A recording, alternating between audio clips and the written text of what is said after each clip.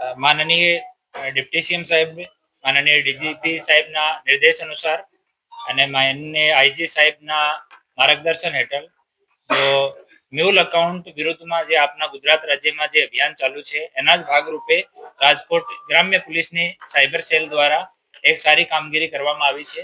એમાં અમુક mule accounts જો હતા એની તપાસ અમે લોકો શરૂ કરી હતી અને આમાં 6 જેટલા આરોપી પહેલા અટક કરવામાં આવ્યા હતા.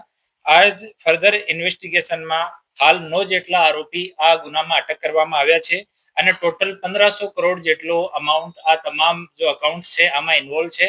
આ 1500 કરોડમાંથી 23.14 કરોડ રૂપિયા અલગ અલગ રાજ્યોમાંથી આપણે 1930 નો જો નંબર છે એના ઉપર ફોન કરીને સાયબર ફ્રોડના ફ્રીઝ કરાવવામાં આવેલા છે. બાકીનો અમાઉન્ટ જે છે એની તપાસ અમે લોકો ચાલુ છે. અમુક આમાં જીએસટીની હેરફેરનો થઈ રહ્યો છે એવો પણ સામે આવ્યો છે, એની પર તપાસ અમે લોકો કરી રહ્યા છીએ. હાલ જે આરોપીઓ અટક કરવામાં આવ્યા છે એમાંથી મનીષ કમાણી આ એપીએમસી અકાઉન્ટ હોલ્ડર છે. જય નાદપરા એનો પણ એપીએમસી વાળો અકાઉન્ટ છે. મિહિર રાંગાણી એનો એપીએમસી અકાઉન્ટ છે અને આ હેરાફેરી કરતો હતો. મોહમ્મદ આદિલુદ્દીન ઓ તેલંગાણાથી અમે લોકો અરેસ્ટ કર્યો છે. ઓ અહીંયાથી પૈસા આ અકાઉન્ટ્સમાં મોકલવાનો અને આંગડિયાથી પૈસા રિસીવ કરીને અને આને આગળ મોકલવાનું કામ કરે છે. ઋષિત રેયાણી ઓ પીઆર આંગડિયા ગોંડલનો સંચાલક હતો. પછી આની કામકાજને જોઈને પીઆર વાળા એને પોતાના બિઝનેસથી અલગ કરી દીધો. પ્રવીણ પરમાર પૈસા વિડ્રો કરીને આંગડિયા કરાવવાનું કામ કરતો હતો. મયુરસિંહ વાઘેલા અને મહેન્દ્રસિંહ જાડેજા એ બંને આંગડિયામાં કામ કરતા હતા અને હિરેન લિંબાસિયા મીડિયેટર તરીકે આ લોકોમાં કામ કરતો હતો. આમ 9 લોકોની અટક કરવામાં આવી છે અને હાલ એક લાલો ઉર્ફે યાજ્ઞિક ઝાલાવાડિયા એની અટક કરવાની હાલ બાકી છે. આ કેસમાં ટોટલ 180 આ તમામ અકાઉન્ટ્સ ઉપર 180 જેટલી 1930 ની ફરિયાદ છે, જેમાંથી 21 ફરિયાદ આપણા ગુજરાત રાજ્યમાંથી થયેલી છે, જેમાં 2.94 CR જેટલો અમાઉન્ટ આમાં ઇન્વોલ્વ છે અને ટોટલ જો ફરિયાદ છે આ અકાઉન્ટ્સ ઉપર એમાં 23.14 કરોડ જેટલો અમાઉન્ટ છે ઇન્વોલ્વ છે અને આગળની તપાસ ચાલુ છે. જો તેલંગાણાથી આદિલુદ્દીન મોહમ્મદ ઉર્ફે આદિલને અટક કર્યો છે એના ઉપર થોડા દિવસ પહેલા ડીજીસીઆઈની કાર્યવાહી પણ થયેલી છે અને થોડા દિવસો જેલમાં પણ રહેલો હતો. આમાં આદિલુદ્દીન મોહમ્મદ છે એનું કામ હતું કે આ સાયબર અને જીએસટી બંને ફ્રોડમાં માણસ ઇન્વોલ્વ છે અને ત્યાંથી આપણા જો એપીએમસી ના જો અહીંયાથી એ લોકો અકાઉન્ટ હાયર કર્યા હતા આ અકાઉન્ટ્સમાં પૈસા નાખતો હતો. પછી અહીંયાથી બીજા લોકો જો મીડિયેટર છે પૈસાને વિડ્રો કરીને આંગડિયા મારફતે પરત આદિલને મોકલતા હતા પોતાનું કમિશન કાપીને. અને બીજા મિહિરભાઈ રાંગાણી અને હિરેનભાઈ આ બંને જો છે એનો વચ્ચેનો મીડિયેટર તરીકે લોકોનો રોલ છે અને એકબીજા સાથે લોકોને સંકલન કરાતા હતા અને એનો પણ 1 લાખ ઉપર જો 300-400 રૂપિયાનું કમિશન છે જ એ લોકોને મળતો હતો.